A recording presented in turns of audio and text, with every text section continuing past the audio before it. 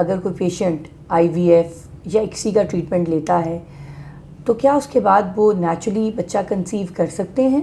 یا جب بھی انہوں نے پریگننسی کی طرف جانا چاہتے ہیں تو کیا صرف ان کے پاس یہی راستہ ہے کہ وہ دوبارہ IVF ہی کرائیں؟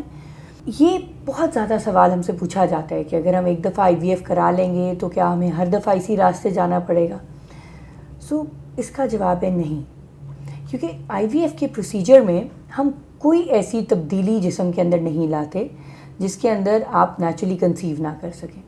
کچھ وجوہات ایسی ہوتی ہیں جن کی وجہ سے IVF پہ جانا پڑے، اور وہ ایسی لیٹس سے کہ اگر کوئی خاتون ہے اور اس کو IVF پہ اس لیے جانا پڑ رہا ہے کہ اس کی دونوں ٹیوبز بند ہیں،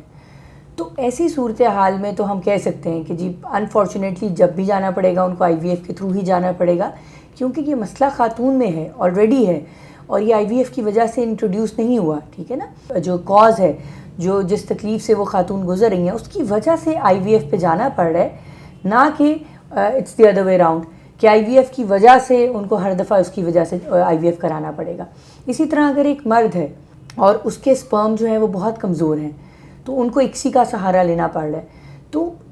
اگر تو اس کے سپرم ود ٹائم امپروو ہو جاتے ہیں تو پھر تو وہ نیچرلی بھی کنسیو کر جائے گا، اس کو ہر دفعہ IVF پہ جانا نہیں پڑے گا۔ لیکن ہاں، اگر دوبارہ اس کی رپورٹ کمزور ہی آتی ہے ایک IVF کے بعد، لیٹس سے اللہ ان کو اولاد سے نوازتا ہے اور اس کے بعد وہ دوبارہ کوشش کرتے ہیں کہ نیچرلی کنسیو کر جائیں، تو اگر ان کے سپرم بہتر ہو جاتے ہیں تو وہ نیچرلی کنسیو کر سکتے ہیں، اس میں کوئی دقت نہیں ہے۔ لیکن اگر انفارچونیٹلی نہیں بہتر ہوتے ہیں پھر ان کو دوبارہ IVF پہ جانا پڑے گا۔